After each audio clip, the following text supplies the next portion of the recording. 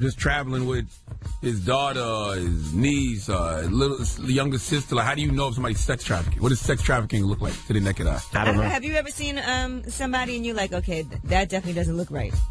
I see couples like that all the time. Yeah, Okay, it could be his that daughter. don't mean they sex But what I'm trafficking. saying in particular, if you see something that looks a little off, you know, and they made that announcement on the plane. They said, if anything looks strange, if you feel like someone could potentially be a victim of sex trafficking, please let us know. And they have this whole procedure you could follow and a video to watch on the flight and everything. I just want the record to show, and I agree with all of that, but it's just some guys out there who look like they're overachieving in the woman department. So you don't want to make that mistake either. You know, What if you see a guy with like 4 or 5 different women, scantily clad and approaching men and Oh, so offering you talking their about sex? stereotypical pimping? Yeah, of course. Yes. I don't then, think of course, it if happens you're- like that anymore. I don't And then think of that course happens if like you're that and then of anymore course if you're out here and someone approaches you, Yeah, I mean, I understand that. I'm just talking about if you see somebody from the naked eye. The reason I asked it, I remember one time being on the plane with my young daughter, and the flight attendant asking me a question. He was like, "Is that your daughter?" I'm like, "I hope so." You know something I don't know? right? You understand what I'm saying? So, And I don't know. speaking of the Super Well, Bowl, you look like a criminal. Didn't the kid yesterday say you look like a Yeah, that criminal? little white boy said I look like a criminal. Little future racist ass. I would have called the police too. Wishing he could vote in 2020 for Donald Trump. well, let's talk about Roger Goodell because, of course, as he's doing addressing the media from the Super Bowl in Atlanta, a crowd of reporters from all over the world had some questions, and one question on top of their minds was Colin Kaepernick. What's going on? Is he being blackballed? Why is he not on an NFL roster? Well, here's how he answered that. I've said it many times privately, publicly, that our clubs are the ones that make decisions on players that they want to have on their roster. They make that individually. They make that in the best interest of their team. And that's something that we as the NFL take pride in. Well, they should have asked him, why did the NFL use a polling firm to get a public opinion on Colin Kaepernick then? The NFL used a Washington consultant firm to ask Americans whether Kaepernick should have been signed to a team. Well, he was definitely ducking and dodging all the questions and not really answering and not taking blame. And that poll is interesting because, you know, they asked fans' attitudes about, like, high-profile concerns like domestic violence, gambling, player protests, and player safety, but they specifically had on there, how do you feel about Colin Kaepernick? So that kind of proves that there was some collusion against Colin Kaepernick. All right, and as we've been talking about the weather this morning, there's a polar vortex-linked Arctic blast, and there has been some records set. So far, at least 8 people have been killed, and that's across the Midwest. They said there's some all-time temperature records that have been shattered right now. So depending on where you are, right, they're saying this could be the coldest days in over 20 years. Minneapolis saw a low temperature of minus 28. Okay, in Iowa, they set a daily record low with a temperature of minus 20. Chicago, a wind chill of minus 52 degrees and a low of minus 23 degrees. So, you know, you can get frostbite really quickly. So everybody, I know a lot of things are shut down. They're not delivering mail. A lot of flights have been canceled to Chicago. So just make sure you check that before you go anywhere. But if you don't have to go outside, clearly don't go outside. There's no reason to go outside. Can you turn your phone off? I'm sorry. I turned us on. Wow. Wow. What's wrong with you? You turned Emmy on. Dropping a clues bomb for all the smokers out there. Oh yeah, y'all are real. Boy, y'all cigarette smokers love nicotine. Y'all are real. When I see y'all cigarette smokers out there and it's Oh, negative my 10 degrees goodness, and y'all y'all real. smoking that cigarette, I just salute you. I'm like, damn, boy, them cigarettes must be good. It actually makes me want to smoke. Cause I'm like, Does it? Because I be like, them Newports and them Marlboros and everything else, they must be so good that y'all would risk frostbite to get y'all a cigarette. Nah, B. I mean, my God. Nope, nope, nope, nope, nope. All right, well, that's front page news. Get it off your chest. 800-585-1051. If you need to vent, hit us up right now. Maybe you had a bad night or a horrible night, or it's just too damn cold. Hit us up right now. It's The Breakfast Club. Good morning. Say it with your chest. I want to hear from you on The Breakfast Club. If you got something on your mind, let it out. Trav! What's up, Envy? Trav, you staying warm in Philly, man? Listen, it's 3 degrees out here right now. How's your shrinkage? You check it out. Solomon, leave me alone. Leave me alone. What's up, Gigi? Hey, Trav. How you doing, boo? I'm good, boo. How are you? Listen, can we just talk about one person? I've been trying not to talk about people. I said I was not going to be shady to people this year. Yeah, I really right. be trying not to talk about people. But Milan Christopher has to relax. You got to tell people who Milan Christopher is, and what did he From Love and say? Hip Hop? Well, I definitely got to tell people who Milan Christopher is. The gay dude from Love and Hip Hop. Well, he used to be on Love and Hip Hop. Okay. But now he's a professional commenter on the Shade Room. What did he say? So he keeps accusing Jussie Smollett of lying about what happened to him. Why would Jussie Smollett lie? Yeah, I don't understand how anybody can come to that conclusion. Like, I just don't get it. I mean, and if anything, if you don't necessarily believe the whole story, don't say nothing. Like, wait till all the facts come out. You know what I mean? Like, shut up. And the worst thing is that Milan Christopher is one, a black man, and two, a black gay man, and he's the main one writing these long rants on the Shade Room, writing these long rants on his page about Jussie Smollett and how celebrities lie too. And it's like, bro, if you think he's lying, keep that to yourself. That's fine if you think he's lying, but why would he? Hey, Trav, you know what, though? I will say it's not even Jussie's fault. It's just that we live in this era where people see things on social media, especially things that come from celebrities, and they don't necessarily believe it unless they see a video. And even if they see the video, they be like, oh, that was staged. We just don't believe in celebrities, and I think social media has a big part to play in that. Yeah, it's hard when somebody's suffering and you're getting accused of lying. Exactly. With stuff like that, Milan Christopher has to react, because if something ever happened to him, then he wouldn't want people to turn around and think he was lying about it if he came out and said something. Well, all I can say is this. My prayers go up for Jussie. I'm sending him positive energy because he's always been a good dude, and I hope the people that did that to him get shot. I heard they got persons of interest now, though. Yeah, they put up a little picture. But thank you, Trav. Monte. Yo, what's going on? What's up, Monte? Get it off. Charlamagne, Angela Yee. Get it off your chest, bro. I mean, it's really for Charlamagne and Evie. I just got a question. How come every day y'all find a way to segue into a penis joke one way or another? First of all, it's a gift. All right? All right, that's what you first of all need to realize. We didn't do a penis joke this morning, did we? Yes, you did. We did? You did a whole shrinkage bit. Oh. No, that's real. That's not a penis joke. Hold on. Where you at? Where you calling from right now, brother? Because your penis is a joke. That's irrelevant. The 757, though. That's Virginia. Is it cold in Virginia right now? Yes, it is. Oh, yeah, it's cold, but it ain't as cold as it is in, like, Chicago and them, but it's cold out here. As a man, you don't suffer from no shrinkage? Hey, look, I mean, we all do. Okay, then. So I'm just on the radio talking about mine. That's all. That's not a joke. Leave little alone. Hey, look, real quick, one more thing, though. Yesterday, the last rumor report, I think that was so funny how whoever was responsible for putting Charlamagne clips into the dude's audio about blow, and he kept saying the guy's penis. I thought you didn't like penis jokes. Now you like. Yeah. I thought you didn't like these penis jokes. No, I just thought that was funny though. You know what I'm saying? So what you're saying is, you love my penis. Yeah, he likes a good penis joke. There you go. Oh, all right. You like Charlamagne? Now we got to the root of it. Damn right. Cut it out. Take it easy, man. Get it off your chest. 800-585-1051. If you need to vent, hit us up now. It's The Breakfast Club. Good morning. Say it with your chest. We want to hear from you on The Breakfast Club. So you better have the same energy. Chantel. Hello, Breakfast Club. Good morning. Get it off your chest, Mama. Okay, so I'm here in Columbia, South Carolina. 803. It's 25 degrees out, and I'm a drill sergeant here, and it's cold as hell. And today is the day I think I want to quit my job. First of all, it's 2 degrees here, so I don't feel sorry for you. I love Columbia. You know. Oh, but I wanted to talk about the Super Bowl being in Atlanta, and I know the strippers going to be out and all the little thotties going to be out, and I just want everybody to practice safe sex and don't break up no marriages. There you go. All right, there you go. We love it. And don't get no STDs. First of all, no marriages will be broken up. No marriages will be broken up this weekend because every wife knows what kind of man they got, and they know their man going to cheat on them this weekend. So. Oh, yeah, that's true. Yeah. Some people are really here for the Super Bowl. Yes. Well, and it's in Atlanta. That's where all the bodies at in Atlanta. Okay. Yes, all right, Mama. And this weekend in Atlanta is probably going to be about 2 million people, but it's only going to be about 80,000 at the game. You do the math. All right. Okay. Hello? Good morning.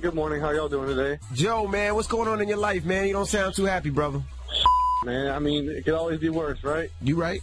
So last night, me and my girlfriend were out to dinner. I find out that she's texting her ex-husband. Damn. They had problems with her immigration, so she stayed married to him, and I told her I'd back her up 100%. I was with her, and they've been split up for a couple of years, so I completely had her back. Find out she's texting him. Normally they keep it short, but I seen that they were having like longer conversations. Throwing smiling faces, winky faces, this and that. Yeah, so I was like, what's going on? So my mom ended up texting me that she saw a picture with her wearing her wedding ring. And I kind of freaked out about it. So I was like, what the hell? So I went to Facebook to look for myself and found out that I was deleted and blocked. Oh, my gosh.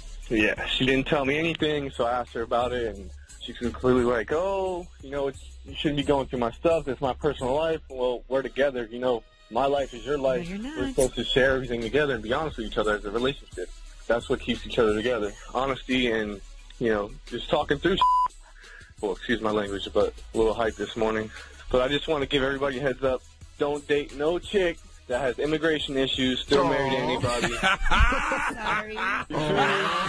The moral of the story is, don't get used for a green card. Damn it, man. Well, he's not the one being used for a green card. She just needs to... We got a cameraman who got used for a green card. Steve, you care to comment real quick? You want to comment on it? You want to chime in on this, Steve? How you feel, Steve? Is she Brazilian? No, he hung up. I hung up? Yeah. Yeah. Don't get tricked by these hoes. Okay, yeah. Steve got tricked by a Brazilian woman, married her. She got her green card, visa, whatever, and left him. It happens. Took the dog. But she also left the country, so was it really for a green card? It took 10 years. She played it through. She played the long game. He's really mad about the dog, though. All right. Get it off your chest. My dog. 800-585-1051.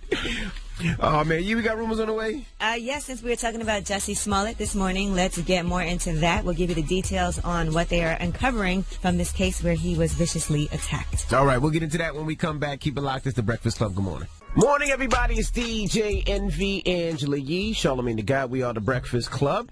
Let's get to the rumors. Let's talk Jussie Smollett. Excuse me. It's about time. What's going on?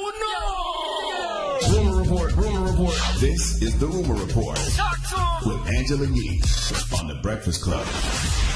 Well, we told you about Jussie Smollett getting allegedly attacked and a noose around his neck, as well as some substance poured on him as the attackers yelled out, "It's MAGA country." The Chicago Police Department has now released a screen grab from the surveillance video where you can see that there are two people that are on camera and then they walk off camera. So you don't see the actual attack happening, but those are two people that they are saying are of interest, because then Jussie Smollett is also on that same camera and then he's off the camera as well. So they're trying to find out who these two people are so they can question them, whether they were involved or perhaps saw something. So we'll see what happens with that. So if you guys can take a look at that footage if you're in Chicago and you want to see if you have any idea who these people could be. If you see something, say something. Absolutely. Okay? We don't want to hear that BS, no snitching road that has done nothing but keep a bunch of the worst kind of element on the streets. All right, we got to get them out of here. Now, Jussie Smollett's manager, Brandon Z. Moore, also told police that he was on the phone with Jussie during the alleged attack and that he clearly heard the homophobic slurs and everything that was yelled at him. Another person has come forward, and that's Jussie Smollett's neighbor. She's saying that she saw a suspicious-looking redneck that had a rope when she went to go walk her dog. Suspicious-looking what? What does a redneck look like? I know what a redneck looks like. I'm from South Carolina, but what does a redneck look like in Chicago? Suspicious what? Is it the same? Yeah, she said he looked like a redneck. Oh, okay. Loitering right outside the building. Now, she said she was going to walk the dog, and she saw a guy that looked out of place. A white man with a scruffy face wearing a blue winter beanie, a blue zip-up sweatshirt with a hood, and blue jeans. See, that pisses me off, because if that was a suspicious-looking black man standing outside of somebody's building in a neighborhood they ain't got no business in, they'd have got the police called on him. So why you ain't do that to the redneck? Because of his white skin? Well, she said she saw him making eye contact with somebody else across the street. It felt weird, so she said she got creeped out, and after just a couple of minutes, she went back into her building. She went to sleep and woke up to go to the gym and noticed a lot of security. That's when they told her that Jussie was attacked, and she talked about what she saw and actually called the police and made that report. At 1 something in the morning, 2 in the morning, if I saw a suspicious-looking anybody standing outside of my building, but especially a redneck with a rope, I'm calling the proper authorities. Okay? Like, come on, man. Because you know if that was a black person, they'd have called the proper authorities. I called the cops the other day on somebody that was, his car was too parked on into my cul-de-sac. Come in my cul-de-sac if you want to. And he was Caucasian. I do it all the time. I do it all I don't discriminate. The time. You shouldn't be there. I'm not going to say all the time because it doesn't happen often. 911, what's your emergency? It's a strange-looking car. Strange-looking car. Okay. They look white. All right, now Nicki Minaj is putting out another fragrance. It's her 7th ever personally branded fragrance. So that's going to be out in time for Valentine's Day. For people looking for Valentine's Day presents for your lady, that could be a good gift for you to give to her. Now, if you want to go ahead. Nicki? Nicki got quiet. Like, with no I'm going to give you some more Nicki news. Okay. But you can go to Nicki Minaj Fragrance. You can go to NickiMinajFragrance.com, and that's how you can get an early bid and see where that's going to be, when it's going to drop, and make sure you get your hands on that. She actually posted it on her social media. So excited to finally launch my 7th fragrance just in time for Valentine's Day. Only fit for #Queen. So sign up now for early access. I haven't heard no Queen radio. I haven't seen any Nicki Minaj pictures. Like, what's up? Well, she was in love. I guess she's just handling her love life right now and handling her relationship. She dropped the album, so. Well, Happy New Year, Nicki. Well, both Nicki Minaj and Cardi B are going to be headlining the BET Experience 2019. There you go. So, not on the same day, all right? The BET Experience is June 20th through June 22nd at the Staples Center. And the way it's going down is Nicki, Lil Wayne, Tory Lanez, Trippie Redd, and Bree Steves are going to perform on June 21st. Cardi B, the Migos, Lil Yachty, Lil Baby, and City Girls are going to perform on June 22nd. So basically, Quality Control is performing on June 22nd. Yeah, basically. Pretty much. Okay, drop on the clues bombs for QC. Yeah, shout out. Now, those VIP tickets are on sale actually starting today. Salute to all the dancers, all the scrippers in Atlanta this weekend. Okay, follow QC. All right, follow P, follow Lil Baby, follow Quavo, Takeoff, Offset. That's where the money going to be at this weekend, okay? Money. Well, you know what? Cardi B and Offset are back together. Apparently, according to sources close to the couple, he actually changed his phone number. You know, that's the first thing you do when your man has cheated on you. You make him change his phone number so the girls can't call his phone anymore. And they have a new no groupie rule, so nobody's going to be allowed to be around him. And that's in effect this weekend. So maybe follow everybody but Offset around, ladies, if you want to make that money, if they're spending that money. He's not going to have any female fans near him during his Super Bowl appearances in Atlanta. He wants to make sure that Cardi B knows that he's very serious about their marriage. Hey, good brother Offset, I just want you to know the best apology is change behavior, my brother. Okay? Just always remember that. The best you know what apology guys always say? Behavior. I'm a work in progress. I mean, he is young, so he is a work in progress. But, I know, that's the guy's line, though, all the time. I'm a work in progress. But you're only going to get but so many of those chances, man. Especially, He's done. Especially when it comes to, having a wife. So I just would tell the good brother Offset the best apology is change behavior. Be a part of this faithful black male community. You know what I'm saying? It's a I gated hope community. they work it out. They have a marriage. They have a baby. They seem like they really love each other. Black men don't let don't other cheat. people come in between your situation. I never thought he cheated to begin with, you know what I'm saying? But I just want to stress that black men don't cheat. I'm with you. And the best apology is change behavior. That's all. All right, but we can't minimize, like I always say, how Cardi B might have felt about things by saying he didn't do something or listen. This is all speculation, guys. Yeah, it's all speculation. Okay. But and I didn't say Offset. I just said black men don't cheat. All right? It's a narrative. You said you didn't believe he cheated. Could you stop? Black men don't cheat. This is speculation, The best guys. apology is change behavior. We're making it worse. That's all. They might be listening right now. Drop on the clues bombs for Offset and Cardi. That's right. There you go. But look, if she's saying she doesn't want any groupies around, there's a reason for that. You goddamn right. I don't want no groupies around me neither. Why should I be around groupies when I'm a faithful black male? I shouldn't be in this type of environment. I don't think. Does Charlamagne have groupies that flock around him? First of all, there's no such thing as somebody having groupies. There's just groupies. They're like geese. So it's a flock of them. Like you can just... Male groupies are worse than female groupies, yes, they are. truthfully. Charlamagne got a lot of male groupies. You know who male groupies love the most out here in these streets? Meek Mill. Meek Mill is the Bernice Burgos of male groupies. These male groupies will fight you for a picture with Meek Mill. They are way worse. Those guys that try to latch on, come to the table, they will drink trample some you drinks in with a club to smoke get to the some weed, VIP. push the girls out of the way. What? To take a picture with Meek Mill. How do you know? You don't go to the club. I got Instagram. Oh. I see what's going on. I got What you talking Instagram. about? They try to stand behind you in the see what's picture, make happening. sure they're in the shot. All right, well, I'm Angela Yee, and that is your Rumor Report. All right, when we come back, front page news, what we talking about? Let's talk about smoking marijuana. Find out another place where you won't get arrested for that now. All right, we'll get into that next. Keep it locked. It's the Breakfast Club. Good morning. Morning, everybody. It's DJ MV Angela Yee, Charlamagne the Guy. We are the Breakfast Club. Let's get in some front page news. What we talking about, Yee? Well, let's talk about Baltimore. They're no longer going to prosecute marijuana possession cases, according to the state's attorney, Marilyn Mosby. She said her staff will stop prosecuting those cases because they have no public safety value. They disproportionately affect communities of color and erode public trust. She also said they're costly and it's counterproductive. They have limited resources. Why are we spending our resources on that? Drop on the clues bombs for Marilyn Mosby. That's my partner right there. She about that action. Yes, so a lot of people, a lot of states, a lot of cities are vacating convictions for misdemeanor marijuana possession because people of color were disproportionately affected. So I think that's great news. That is great. FYI, Marilyn Mosby she was inspired by Senator Kamala Harris in a lot of different ways. Yeah, I want Marilyn Mosby to come up here and have a conversation. I've been telling her. She's great. I've been telling her to come up to the Breakfast Club for a while now. Just come on up, Baltimore right there. Right. And listen, you guys, this weather is so crazy. You know what they're saying now? What? Because of this deadly polar vortex, the temperatures are so low in some places at negative 40 already. They're warning people not to breathe deeply or talk outside. Wow. I've never heard a warning like that. First of all, you shouldn't be talking outside when it's cold anyway. It's cold. Y'all should be trying to get to a warm place. So what is there to talk about? You know what I'm saying? I'm not holding no conversation with you in the cold.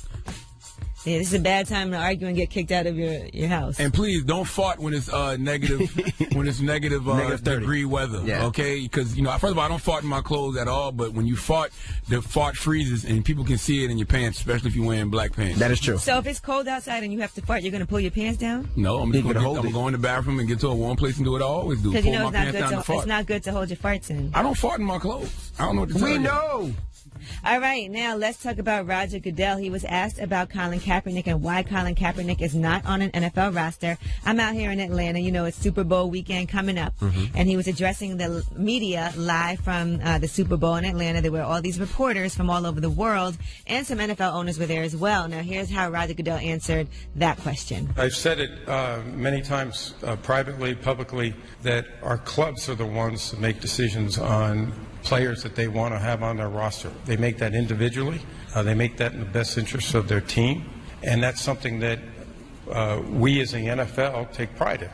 That's not true, because the NFL used the polling firm to get the public's opinion on Colin Kaepernick. So, they did a poll where they were addressing high-profile concerns, including domestic violence, gambling, player protests, and specifically Colin Kaepernick. And then that poll was passed around to the owners and other high-ranking executives, including Commissioner Roger Goodell. All right. Yes. So why would you have a poll asking the public's opinion about Colin Kaepernick? Why would you need that if it was just up to the owners? I mean, it sounds like he had that answer rehearsed because he knew that this was going to be questioned many times. A lot of people don't want to answer questions. Maroon 5 has declined any interviews. They're going to just they said let their performance speak for them. So I don't know if they're going to do something special for their halftime performance, but are you guys going to watch just to see? Are you curious? I'm gonna be watching. I'm watching the Super Bowl. I ain't gonna sit here and tell y'all no lie. Yeah, I'm watching. Ain't no need for me to sit here and lie to y'all. Colin Kaepernick is my guy. I'm with Cap all day. But I probably will be watching the Super Bowl. All right. And Sarah Sanders has commented about Donald Trump. Now, she was on the Christian Broadcasting Network, and this is what she said about Donald Trump winning the 2016 election. I think God calls all of us to fill different roles at different times, and I think that he wanted Donald Trump to become president, and that's why he's there. And I think he has done a tremendous job in supporting a lot of the things that people of faith really care about. Well, Satan got a kingdom, too. That's the other thing people don't realize. You know what I'm saying? I remember back in the day when I used to be watching the Source Awards, and my mom, who's a devout Jehovah's Witness, and she'd hear some of these rappers say, I want to thank God, and she'd be like, did you really think God blessing them with all that filth that's coming out their mouth? Satan got a kingdom, too. And Satan do got a kingdom. And people got free will, and people make choices. And then there's Russians, you know what I'm saying, that can hack elections. So, it's a lot of factors. There's a lot of different factors other than God, okay? My goodness. All right, well, that is your front page news. All right, thank you, Miss Yee. Now, when we come back, Killer Mike will be joining us. My brother, my comrade, Killer Mike, man, he's got a new show on Netflix called Trigger Warning. It's a great show, a lot of dope social experiments he does, and I just enjoy talking to Killer Mike on and off the air. Yes. My guy right here. I'm going to try to visit his barbershop while I'm out here in Atlanta. Pull up to the swag shop one time. Okay. Get his shape up. I told him I need one. You should see my kitchen. Whoa. You don't know what that is? Oh, in the back of your neck? Yes. Yeah, what's the whoa for? I don't know. I thought about the basement. I'm sorry. The what? The basement. What is that? I don't know. That sounds like I should be going to human resources now. All right. You should see my basement. Oh, my goodness. Killer Mike, when we come back, is The Breakfast Club. Good morning. Morning, everybody. It's DJ MV Angela Yee, Charlamagne the Guy. We are The Breakfast Club. We got a special guest in the building. The good brother, my brother. Killer Mike. Killer Mike, what's up, my brother? What's up, man? Morning, Peace man. and love. Peace and love. What's up, brother? Envy, Good Angela. morning. How y'all doing? My favorite people. Man, let me tell you something. I love you, Killer Mike, man. I love you back, brother. Nothing makes me feel better than to see you out here shining. Shining. Yeah, like 5 pounds of gold on my neck. So you got your Cripa-Cola with you? Yeah, I brought Cripa-Cola. Look, okay. Just because, you know, I did it. All right, so people who don't know, I did a TV show, right? So I'm more than just an underground rapper who rose to the top. Trigger warning on Netflix. Trigger warning on Netflix. And part of my thing has always been I've seen white gangs be able to legitimize themselves. The Hells Angels in particular. I'm a Hells Angels fan, right? Even they don't want to let black people in, fine, it's cool. Keep it all white club because you guys are gnarly. But I'm a fan of them being able to not only secure license, essentially being a multi-club social club, because white people do great in America. They figure out a way to make a rule and they do it. And then what they did was they're able to sell merchandise and they're able to legitimize and say, well, 1% of us are outlaw bikers, and the other 99% of us, we're just dentists that ride on. Yeah. And even if that's not true, that's a perception. So for me, I've known gang members since I was in the 7th grade. I began in my organizing career right along the side of Crips and Gangster Disciples. I've seen them do a lot of good in the community to reverse some of the bad they did. And I've seen them essentially be guys who stood around like street fraternities. They smoked joints, they hung in front of stores, did lightweight trapping. But most guys went on to become normal, regular guys. But I wanted to show the humanity in these people. So I'm like, all right, how do I help the homies? And I took 4 homies from Atlanta, Noonie, Yayo, Murdo, and who else? AC. And we taught them that you can have a business, or we convinced them into starting a business. So them and some of the older homies from their neighborhood went into this venture. You know, it's Cripa-Cola, because soda kills more people than anybody. You know what I mean? I can't even drink sodas anymore. I love soda. I'm here drinking water today, right? That's why I was wondering why soda then. Because soda's a killer and you love it. Every Christmas you turn on cola commercials and you never, ever, ever question. So we sat with a brother named Sean who had helped brands grow with Coca-Cola and other brands. He just told the brothers, you know, hey, man, what's happened has happened. You guys got to take where you are now and move forward. And because of that, I'm sitting here wearing a Cripa-Cola shirt, offering you guys some Cripa-Cola this morning. Because I like, whether this lasts short-term or long-term, I like to see in the marketplace something to stand outside of illegality, and I like to see brothers grow themselves. So is it really in stores? No, it's coming to stores right now. Okay. Right now, you're going to be able to go over and get like merchandise and this online. But yeah, it's coming to stores. I learned so much from that episode. Number one, I never knew. Hold on, let me take this heavy ass. Let's do that.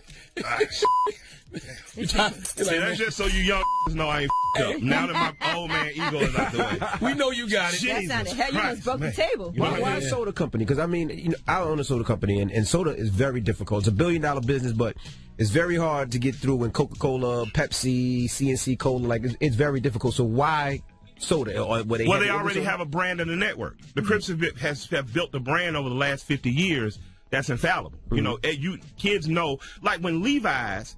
When Lil Wayne is hot, Levi's pop up and they have a red bandana in the right pocket. And then when Snoop is hot, the same Levi's company puts out a blue bandana on the left side. That is gratuitously catering toward gaming. That means you have built your brand for 50 years, and white men who sit behind desks and corporations are wise enough to say, well, let's use this. Right. When are you going to take advantage of what you have built? Absolutely. And again, all I'm doing is interjecting the option and the possibility. And then that episode in particular was very interesting because it's all about branding and marketing and them going in and discussing like even how the Crips were started. Yep. You know, community revolution and progress. Exactly. And to see how these people reacted, right? These corporate people, these executives that can look at things like you showed Andrew Jackson on the dollar bill. Yes, absolutely. And then on the $20 bill. Yeah, the $20 bill. And to show that and talk about what it is that he did. Well, that was why significant. Well, what did he do? He was a slave owner. Jackson was beyond a slave owner. He was president, but he is the president that put a bounty on Native American heads. And scalped them. And since it was easier to scalp them than it was to bring in the whole head of the body, the term scalping. Actually, you have some Native Americans won't even carry a $20 bill. You celebrate criminals. We love criminals in America. America was built on criminal. I love a great criminal flick. Y'all, man, give me one. But we don't. A great white criminal. Oh, man, we love, come on, tell me, Sonny Berringer. Scarface, Al Capone. Yep. But when it comes to us, we shun it, we get shy. And I'm just saying simply take advantage. A banker told me about a month ago, Michael, the numbers man and the bootlegger were as important to the black community as the decent store owner and the farmer. Because all the money, once it went to the bank, went to lending and went to helping people mortgage. If it weren't for some of the numbers mans and the bootleggers, you wouldn't have had some civil rights marches because that extra few $100,000 that was needed wasn't coming from legitimate black folk who was okay. You know, so I'm just saying, we don't have to celebrate crime But you have to understand that every other culture will tell you a story of their grandfather when he first, my grandfather's an immigrant. Yeah. He did things, but he made sure we were okay. Yeah. You know what I'm saying? That give you, and it sounds all exciting. Right. But you talk about your cousin, oh, man, went to jail again.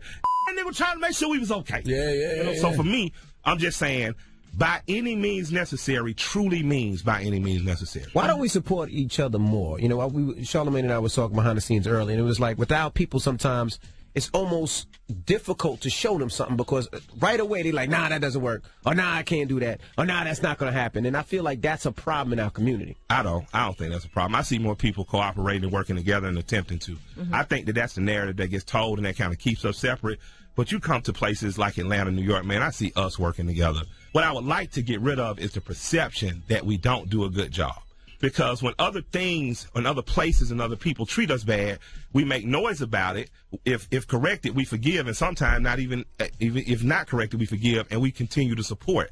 I would like us to do the same thing with one another. Right. You know, I would like us to be more forgiving with one another. I would like for us to understand that it's just not about us. Some days my waitress might have had a bad day. But that doesn't give me a reason never to go back to that restaurant. You know what I mean? My brother who sold me the car, he got me for an extra $1,000. I'm going to sit down and tell him, hey, bro, you got me for the couch. But, you know, I'm going to come back to you, but you got to show love. So I don't follow the narrative that we don't. Because we do. We sit in this room together doing it. All right, we got more with Killer Mike when we come back. Don't move. It's the Breakfast Club. Good morning.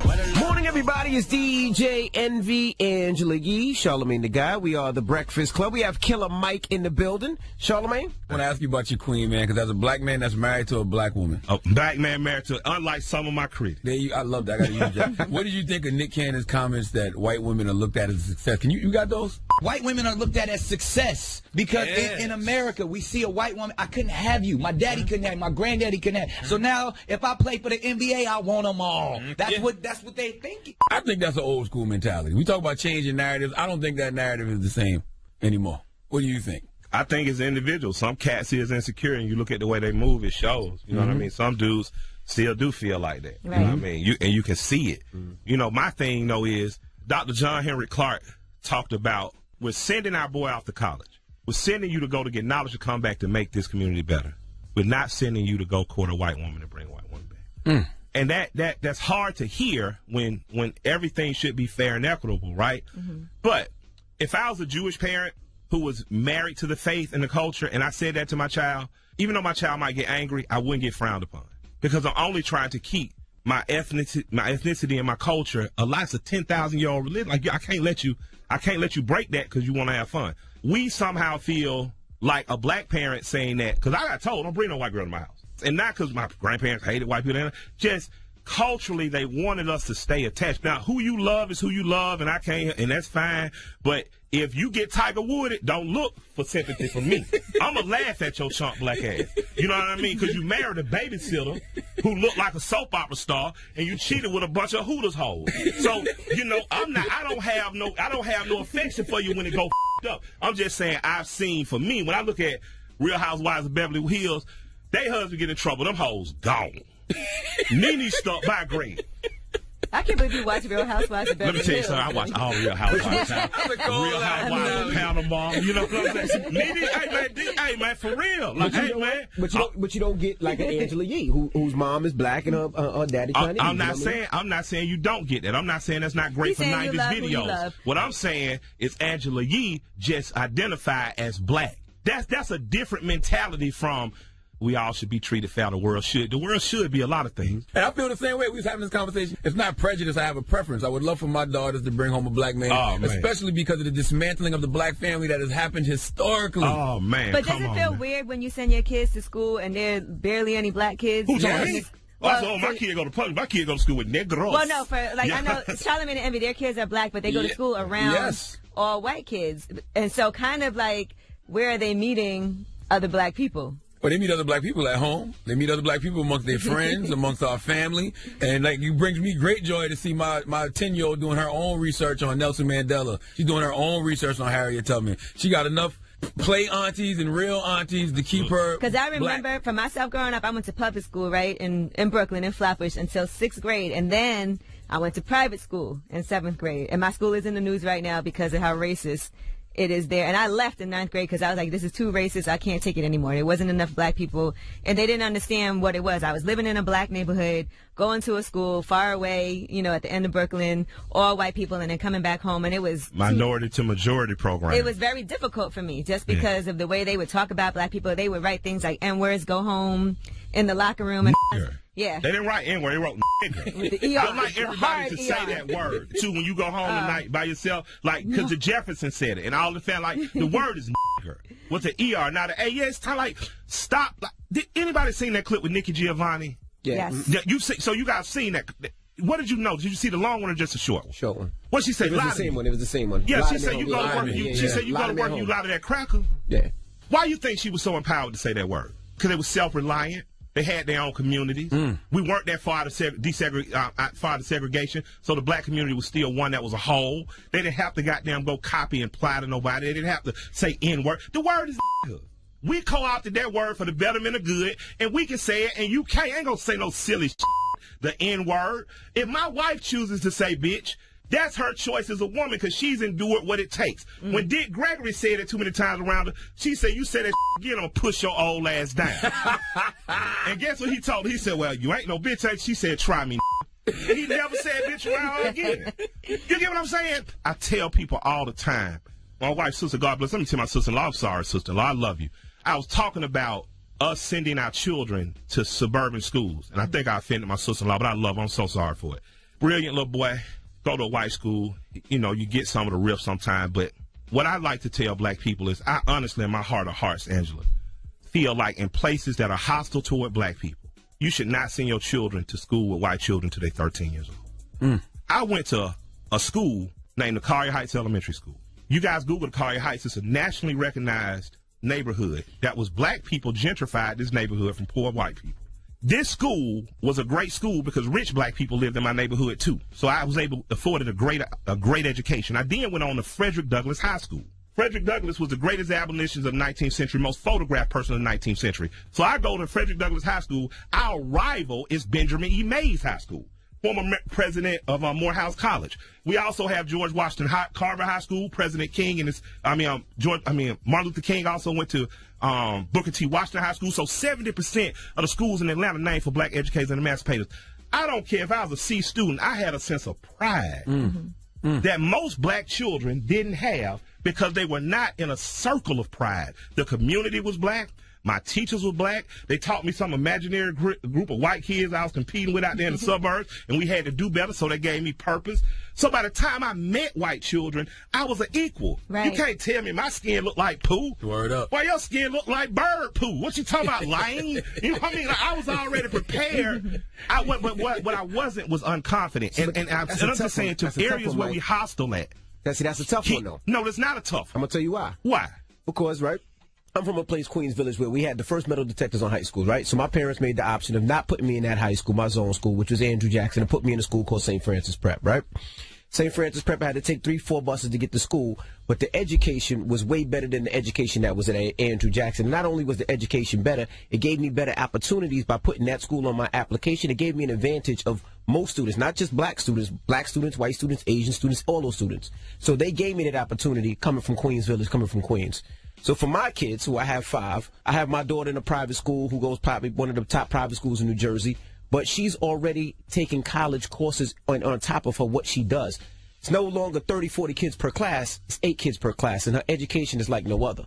My son is a little different because my son goes to a private school, but he's in the hood doing other things. He's playing football in Newark. He's playing basketball in Newark, so he gets that. But that education that he gets in those schools is unlike anything that I ever got in my life, which gives him that advantage. Killer Mike? That most kids don't get. Killer Mike, would you like to retort? Matter of fact. Hold up. Yeah, we'll do it when we come back. Yes. Killer Mike is here. We're having a nice conversation, right? A brotherly conversation. Yes. All right, we'll do that when we come back. It's the Breakfast Club. Good morning. Morning, everybody. It's DJ NV, Angela Yee, Charlamagne the Guy. We are the Breakfast Club. Killer Mike is here. Now, Killer Mike, when we went to break, we was having a lively discussion about private school versus public school. What are your thoughts? Well, first I said, if you're in an area where your children are being treated hostile, you are rich, you got white folks' money. So you are not going to endure the hostilities that a working class black parent is who's living in Sumter, who's living in Atlanta or Gwinnett. It's been hostile. It's been I done say being called when your dad got a Ferrari just don't hurt as much. You know what I'm saying? Like, no, very serious. No, for them, I'm just because me, you always getting a good argument, and you cannot take that away. And my question becomes this: with all the great education you got, you turned out to be a DJ and a real estate investor. You didn't have to go to college. Not a DJ, an entrepreneur, bro. I'm not dissing DJs. I'm a part of hip hop. I'm an MC. I'm just a rapper. I can call myself an entrepreneur too, and I am. Right? We both got millions of dollars of profit. We both do cool but we make our money singing and dancing. What I was getting to on a grander level is, if you can't send your children to Woodward, if you can't send your children to St. wherever, I'm going to send my youngest daughter, hopefully to Paideia, just so she gets some inclusion, because she a little too black for me. She a little Chuck Diaz. You know, she scare me sometimes. I'm saying to put confident children in the world. See, because we always love that cop out of, hey, man, you know, we sent my children there for a better education, but the same be telling me how much they paid for college. Your children ain't rewarding that by scholarshiping. After you do them years, you're not directing your children to Howard, not you. Then you doing some further chunk. You done tell them for 5-6 years, you done been called a nigga. You done got a twisted word. Oh, it's a great education. The education don't even teach you as Egypt is in Africa. Don't teach you to be proud of nothing about yourself. It just teaches you how to take tests well and how to participate and coordinate according to the system and the way they teach you. And you never thought, goddamn, I could start my own Montessori school. Yeah, the schools seem better because you buying into that. Why are we not starting our own academies and supporting them? Why are we not supporting historically black colleges and universities? That's where our heroes went. You understand what I'm saying? I don't have no problems with you loving your children. But my children go to public school because I pay taxes in public schools, and they named for black people. And either you're going to choose to be excellent and you're going to do better, or you're going to sit your Trump ass down and you're going to keep me in the same over and over. But you can't complain and say that greatness wasn't given to you. If you walk in a school named for Frederick Douglass High School and you do not have the initiative as a parent or the student to walk up and step up to that greatness, but you'll do it at St. Pius, man, you a chump. That's why. I'm not talking about you. See, so you can sit here and say the choke all day long. I'm not talking about you. I'm telling you, light skin, and I'm getting your feelings, but I'm not talking about you. I'm talking about working class people. I'm talking again about working class people. Public school teachers are not getting paid, are overworked, and some of them are not putting the effort out because some of them are the worst teachers in the country. I don't agree. I'm here to defend teachers. You are full of I got to do with that too. My mom is a public school teacher. You full of shit. You full of shit. You full of shit. My mom been a public school teacher for 30 years. Some DJs whack. You not one of them. Now get out of here. That's wrong. That's to throw teachers under the bus is wrong. You are wrong. Yeah, you can't throw public teachers. You are wrong. You're not going to put words in my mouth. I said some public school teachers are there and they don't give it all, and some of them don't have the tools that the same schools that other schools have. Don't put words in my mouth. I don't put words in yours. And that's what I'm saying. Hold on. So when it comes to, no, I'm not mad. I let you speak. I let you give your spiel. Me and Envy always had these arguments. When I get my spiel, oh, he's mad. No, I'm just speaking the facts.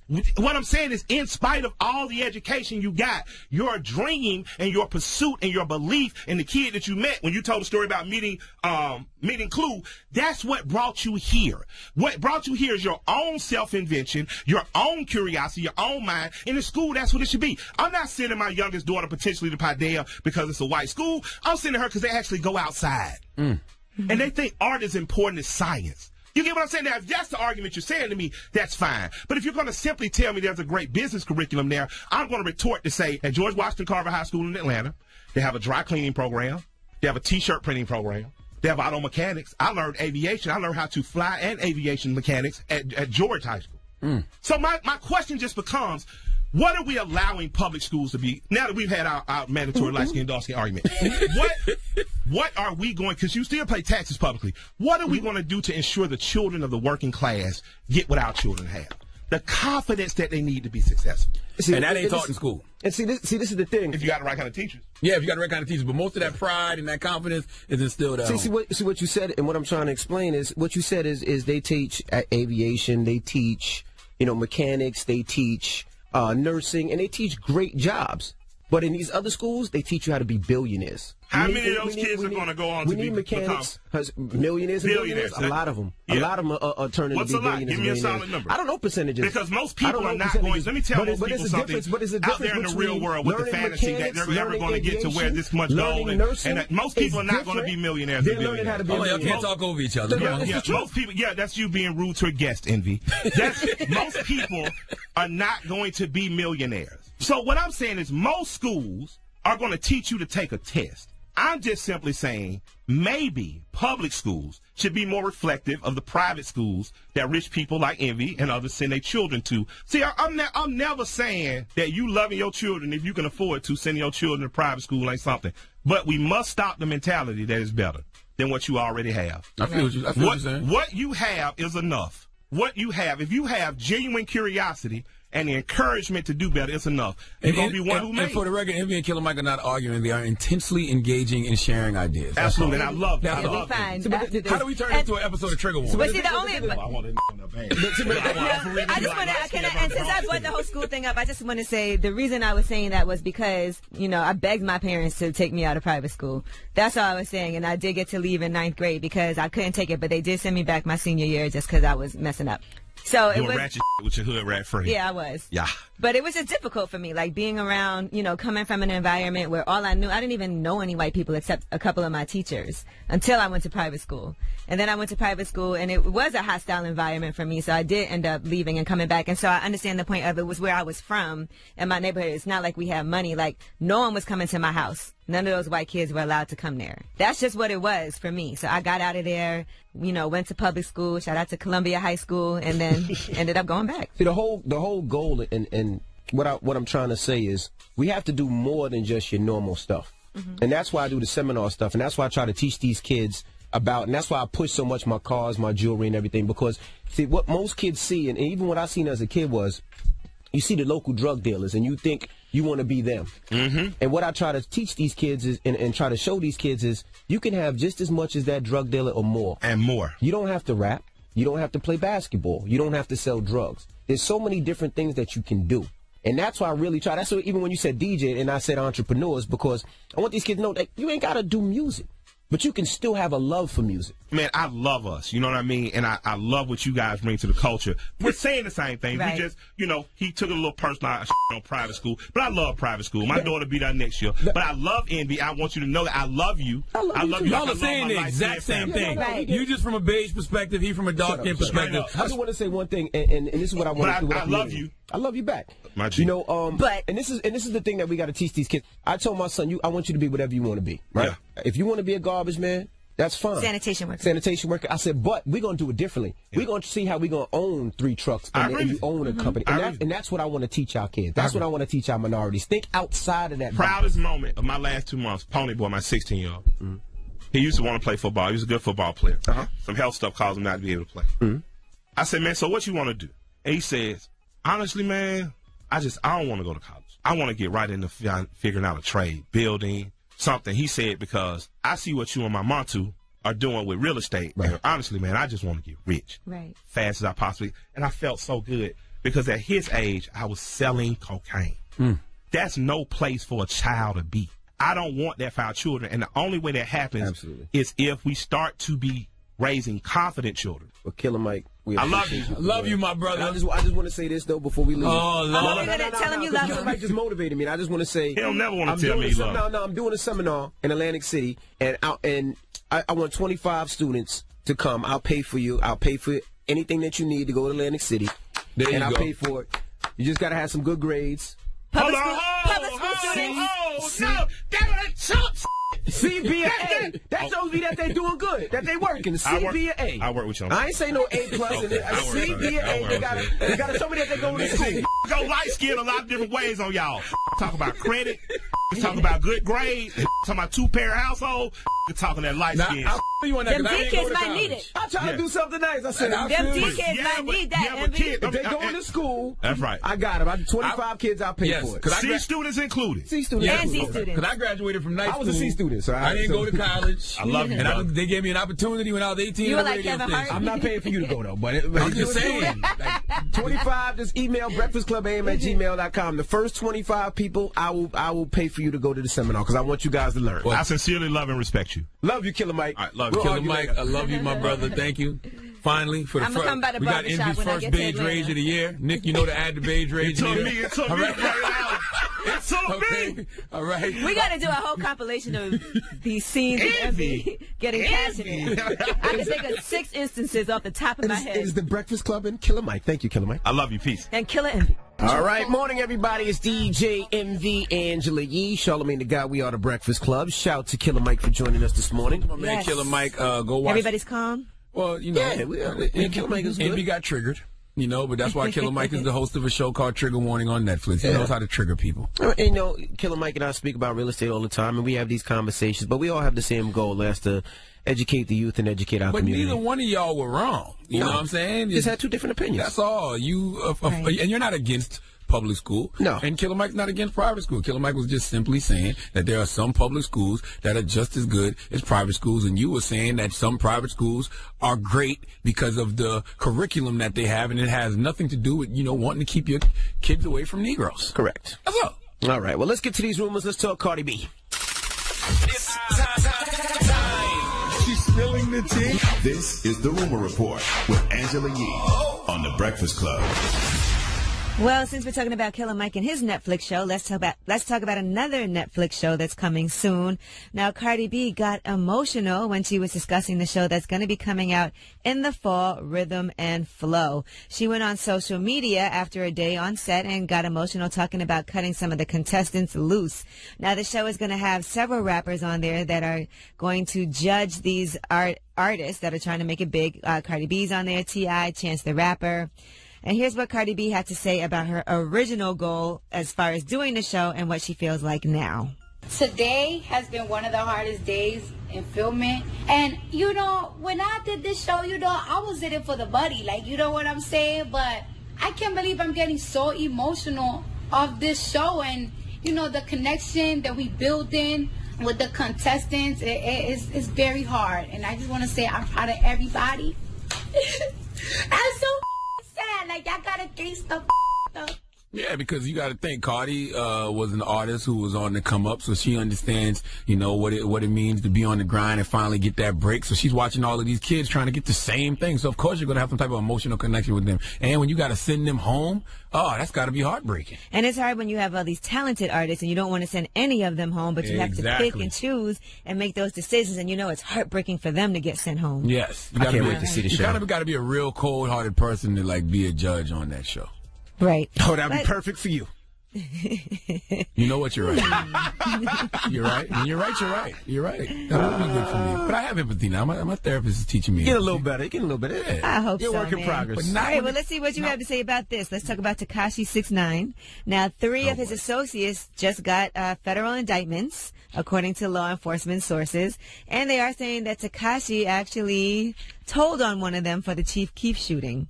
Now, according to law enforcement sources, Kuda B was indicted right after Tekashi spoke with investigators and said he was the man that shot at Chief Keef last June in Times Square.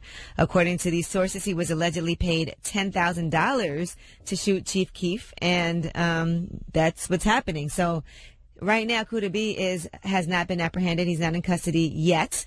But the other 2 people, Anthony Ellison, is in custody for allegedly kidnapping and assaulting Tekashi 6ix9ine. And the third person, Denard Butler, was arrested by the ATF on Wednesday. So they are expected to appear in court later on, actually today. So what is my opinion on this? Nobody asked you, but go ahead. What is your opinion? we know you want to give it. Didn't we all see this coming? You thought Tekashi 6ix9ine wasn't going to eventually turn informant? I mean, not after you kidnap me. You kidnap me and rob me. I'm supposed to protect you. But either way, he's still turning informant. He's still telling. It doesn't matter. Like, would you think he wasn't? All right. Well, Meek Mill commented on this on social media. He said, "That's a shame. When I came home, everybody was like, he got some real dudes backing him. I was like, how? Y'all better stop running behind rappers, acting like y'all ready to throw your lives away over some stupid ish. I seen this coming a while ago." Who didn't see this coming? Like, Tekashi, how old is Tekashi? 20-something years old. He had to spend the holidays in jail. Yeah. Now they talking about giving him for the rest of his life. Man, please. Yeah. What did y'all think he was going to do? Well, we'll see what happens because according to XXL, they're saying that Tekashi is reportedly going to testify against one of his associates. Well, I hope they record it. That should be amazing. He's a good speaker. That should. You said should. Okay. And speaking of recording, let's talk about Apple.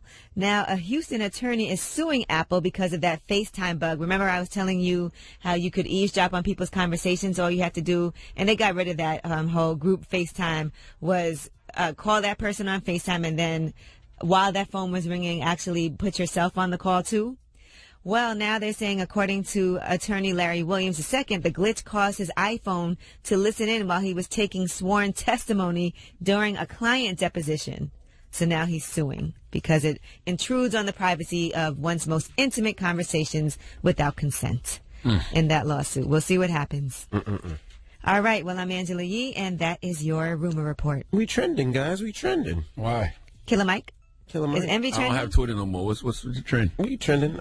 Well, you know, the dialogue and conversation with Killer Mike. What's trending, though? What? DJ Envy. Okay, what else? The Breakfast Club. Okay. I don't see Killer Mike trending. Let me double check. But hey, we trending. All right. Well, Charlamagne. Another day at the office. What are you giving that down to? I need Sarah Huckabee Sanders to come to the front of the congregation. I was trying to get one of my pastor friends on the phone. I reached out to my man Stephen Furtick and Carl Lynch, John Gray. I don't want to bother Bishop T.D. Jakes. He's too rich to be calling this time of morning. But none of them responded. It is early. So I guess I'm just going to have to let God work through me on this one. But I want to have a conversation with Sarah Huckabee Sanders about free will and God. All right. Yes. Let's get to that next. Keep it locked. It's the Breakfast Club. Good morning. Who's donkey of the day today? I'm just going to let God use me this morning, okay? Donkey today for Thursday, January 31st, goes to White House Press Secretary Sarah Huckabee Sanders. Now, I'm not a man of the cloth. I'm not a religious person. I'm a spiritual person, but I love a good word. I love God, okay? I have so many pastor friends. I was with one this past Sunday, my guy, Pastor Carl Lentz of Hillsong. I spoke at Hillsong this past Sunday, dropping the clues bombs for Hillsong, okay? I feel just like, you know, you have to have a doctor, a dentist, a therapist, dermatologist. You have to have those spiritual leaders as a part of your tribe. That mental, physical wellness squad has to have spiritual leaders. So I'm saying all that to say, I love God. He is the director and light of my life. So when I heard Sarah Sanders on the Christian Broadcasting Network speaking about Donald Trump and God, it got my attention because Sarah Sanders said she believes God wanted President Donald Trump to win the 2016 election. Let's hear it.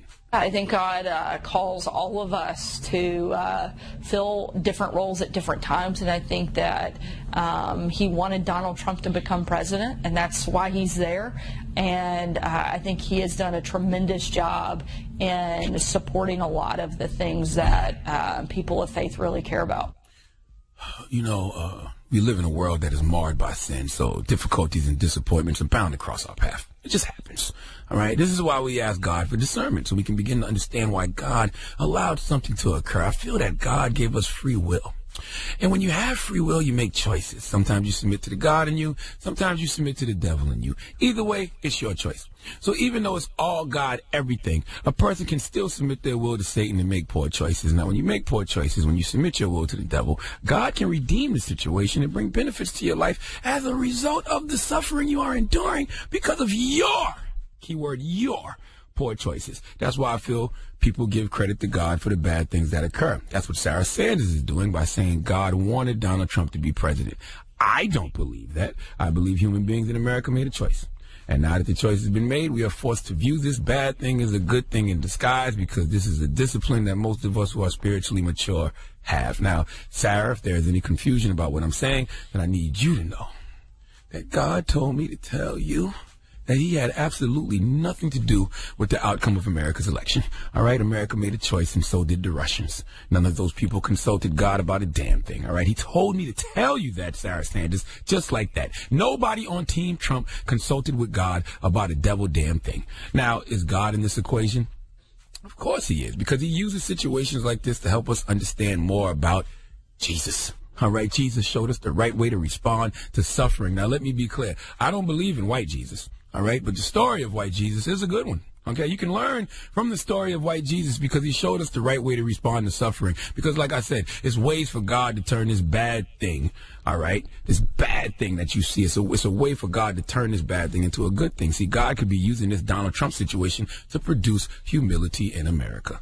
Maybe God wants Americans to have better character qualities. Maybe better character qualities can be developed because of this situation. Romans 8:29. Your Heavenly Father wants you to be conformed to the image of His Son, meaning the Lord gives you grace to respond to each circumstance just like Jesus would respond. He wants us to develop godly character, okay? America doesn't have that. All right, if we saw the God in ourselves and we realized God was in everything, then we would truly do unto others as we would have them do unto us. We don't do that in America, but God could be using this Donald Trump situation to get us to that. But God did not want Donald Trump to be president. That was our free will, and we made a choice, and so did the Russians. Now, in this situation, God's loving discipline to correct us, yes, America can learn a lot from this because the worst of our country is on full display. Everything we historically hate about this country has been heightened, and we have to realize the error in our ways. So, yes, I do believe that this situation is God's loving discipline to correct us all, but God didn't want Donald Trump to be president. No, I'll tell you something else. This could be preparation for future leadership. Since Donald Trump has been president, we have seen so many leaders rise up in all walks of life. Look how women, especially how women of color, have taken control. Salute to the kids who have become activists because they realize the injustices in America. See, just like this administration has shown us the worst of this country, it's also brought out the best in this country. So yes, often when you are suffering, it's preparing to fulfill your destiny to be a great leader. When you have been betrayed and abused, you learn firsthand the value of justice and mercy, and these benefits, along with many others, are part of God's plan to prepare people for leadership. So God is allowing America's suffering to prepare for future leadership. That's what I think. But don't listen to me, okay? I'm just a man who doesn't fart in his clothes, especially when it's this cold out, because I don't know if you know or not, farts freeze. They do. And when farts freeze, we can see the frozen fart on the back of your pants, but that's neither here nor there. Sarah Sanders, the moral of the story is God had nothing to do with Donald Trump actually becoming president. God did not want Donald Trump to be president. God gave people a free will so that we can make our own choices, period. Please let Remy Ma give Sarah Huckabee Sanders the biggest hee-haw. Hee-haw, hee-haw. You stupid motherfucker. Are you dumb? Free will. All right. And the Russians. Hey, man. All right. Well, thank you for that donkey today. God works through me. That's all I can tell you. All right. But don't you want to just fart outside in the cold to see if you can really see it? Don't you just want to try it one time? I don't fart in my clothes. I don't know if it's cold enough there for that. If you're down to do this social experiment, I will go buy you some beans.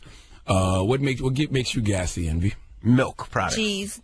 Hey, Sim, come. I need you to go get me a big cup of milk. Envy's going to drink it. Don't drink milk. That's disgusting. We're going to go outside and do a fart freezing experiment, if it's God's will. Okay. All right. Thank you for that donkey today. Up next, Ask Ye. 800-585-1051. If you need relationship advice, hit Ye right now. It's The Breakfast Club. Good morning. Morning, everybody. It's DJ Envy, Angela Yee, Charlamagne the God. We are The Breakfast Club. It's time for Ask Ye. Hello, who's this?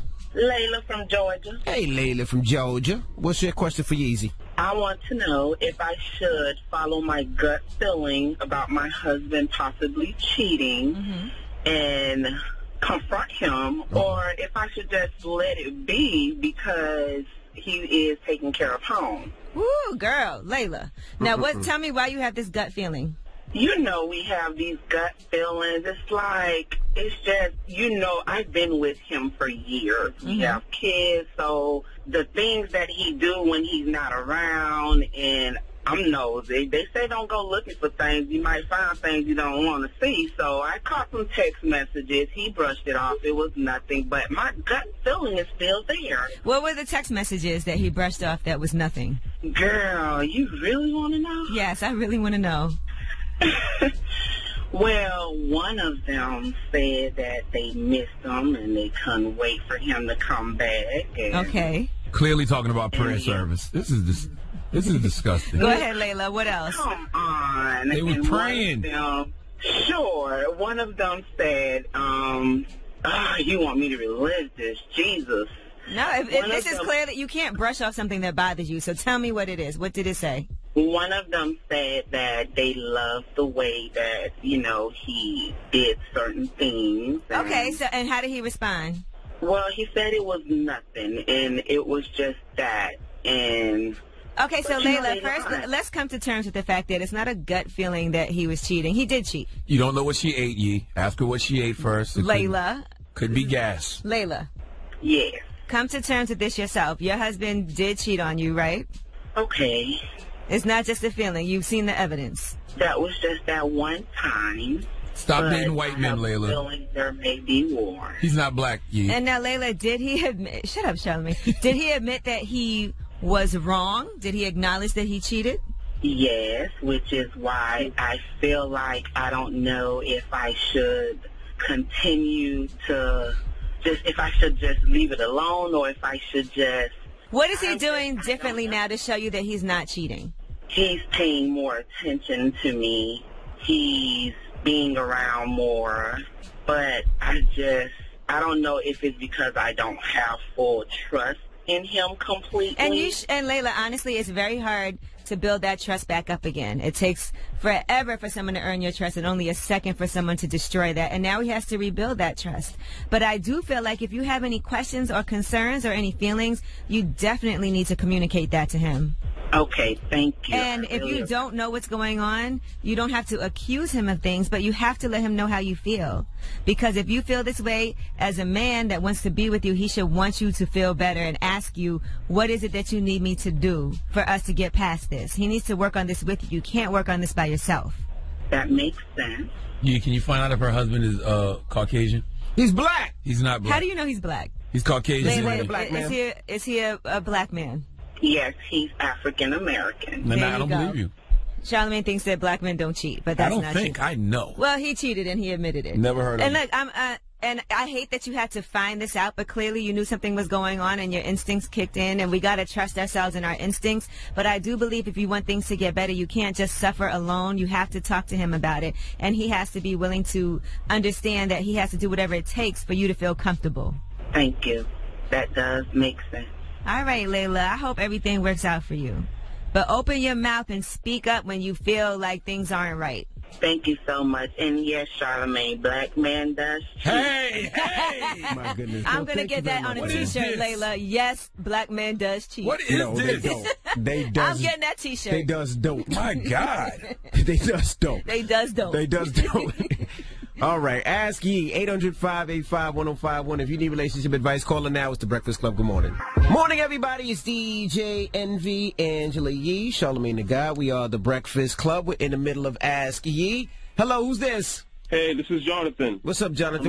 What's up? What's your question for Yee? My question is, how do I get over unrequited or one-sided love? So, was it somebody you used to date and now they don't like you anymore, or somebody that just never anything's happened? So it's somebody I fell in love with during my freshman year at college about 6-7 years ago, and she just completely rejected me after I told her how I felt. So I just want to know how. I mean, every night I have dreams about her and things like that, and she's getting married and getting pregnant, things like that, and I want to know how to get over it. Oh, man. Listen, the only thing that can heal that for you is time. And I would recommend that if there's any type of places, like, do you follow her on social media and still keep in contact with her? No, I don't. I tried to delete those her accounts. Yeah, you definitely have to erase all of that. And, every day it should feel a little bit better, but you have to make sure that you stay busy. I think that's important, too. Make sure that you are involved in activities, do things that make you happy. Make sure you force yourself to go out with friends. And time is the only thing that's going to help you with that, because there's nothing else you could do about it. And don't go looking on her social media pages. Don't text her. Just anytime you have that urge, do something else. Okay, thanks, Angela. And shout out to Charlamagne the God and DJ Envy. Thanks, guys. Peace, God. Thank you. We appreciate you. He sounds so sad. He definitely sounds sad. Dude. All right, Ask Yee. 800-585-1051. If you got a question for Yee, you could call her now. Now we got rumors on the way? Yes, let's talk about a new clothing line. What mega superstar has a clothing line out, and people are really criticizing it. Okay, we'll get into that next. Keep it locked. It's The Breakfast Club. Good morning. Morning, everybody. It's DJ MV Angela Yee, Charlamagne the God. We are The Breakfast Club. Now, shout out to Killer Mike for joining us this morning. We were talking about a real estate seminar that I'm doing in Atlantic City. Yes. And we don't need any more emails. We got more than 25 emails. Like I said, I'm going to pay for 25 entry. You need to be clear about this and let everybody know exactly what your stipulations are. I'm going to pay for 25 students free entrance into my seminar. Free What about entrance. hotel, transportation, and food? Are you listening? I said 25 students free entrance into the seminar. Well, you didn't make that clear in the Killer Well, Mike I'm making it interview. clear now. Do you hear me? That Killer Mike Hello? interview already on YouTube, baby. Well, that Killer Mike interview about to go viral, and you said, I'll pay for everybody, 25 people to go to college. That's what I heard. You heard college? That's what I heard. Or something. No, you said you're paying for their private school. That's I heard you're going to buy their homes. Oh, no, about it. No, I said entry to the seminar. 25 people. Houses paid for by DJ. You ain't even catch him how he stopped. When you said he going to buy his home, maybe he was like, I might. Nope. 25 students to go to the seminar. 2,500 students paid for by DJ Envy. You better stop it. Well, let's get to these damn rumors. What are we talking about? A new artist, close the line. Listen up. This just in. All the gossip. The Rumor Report. With Angela Yee. It's the Rumor Report. The Breakfast Club.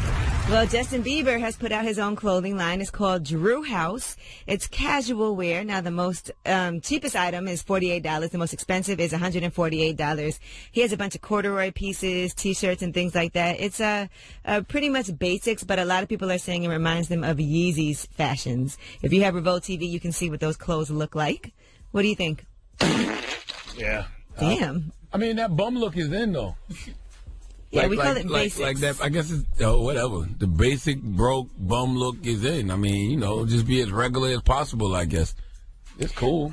All right, now let's talk about Ariana Grande. This is a nightmare. Imagine you get a tattoo in a different language, and you think it says something in Japanese, but it actually says something else. Now, Ariana Grande thought that her tattoo said 7 rings. That's what she thought the character said, but it actually said something like shichirin, which is a Japanese-style barbecue. So it says barbecue?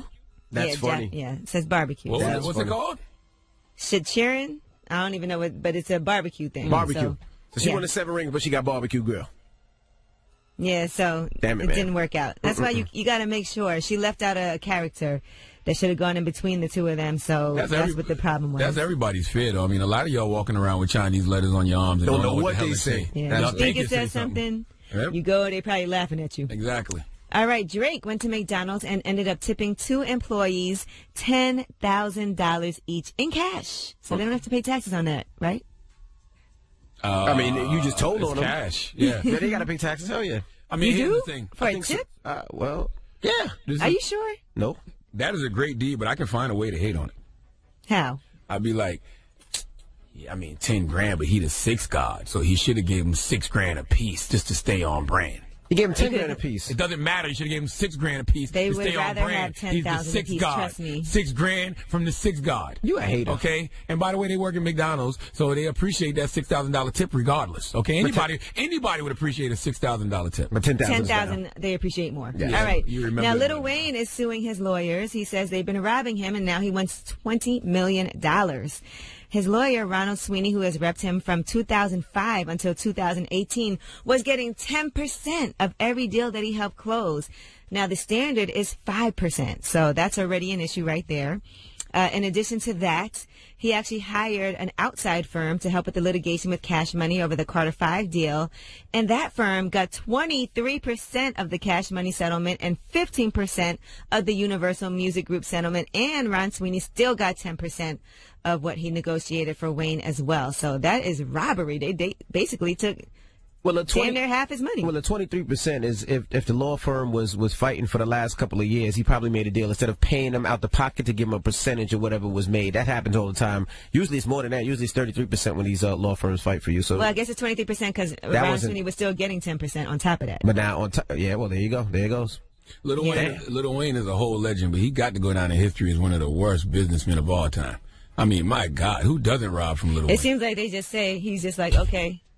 Like there's no negotiating here. It's like Lil Wayne is the hip hop pinata. It's like they got him hanging from the ceiling, and it's like Birdman got a stick, and Universal got a stick, and his lawyers got a stick, and they just hitting on him, and whatever's coming out, they just keep it. And he's the one suffering from it. Damn. Like, my God. All right, and congratulations to Queen Naja and Clarence White. They have welcomed their baby boy to the world. They posted a picture with the caption, "Thank you, God." So congratulations. Congrats to them. The baby was born with a full head of hair, too, I see, by the way. All right, and Stevie J, he is getting rid of a tattoo because, you know what? Now he's with Faith. He's in love. Everything's good to go. Here's what he said. Sleazy J is officially no, I cannot. Game over. It's over. I'm a grown man. I'm married. You know what I'm saying? I'm happy. Hi, honey. No more Sleazy I'm J. not mad at that. He's grown You up. got to grow up, right? That's right. Evolve. All right. Well, I'm Angela Yee, and that is your rumor report. All right. Thank you, Miss Yee.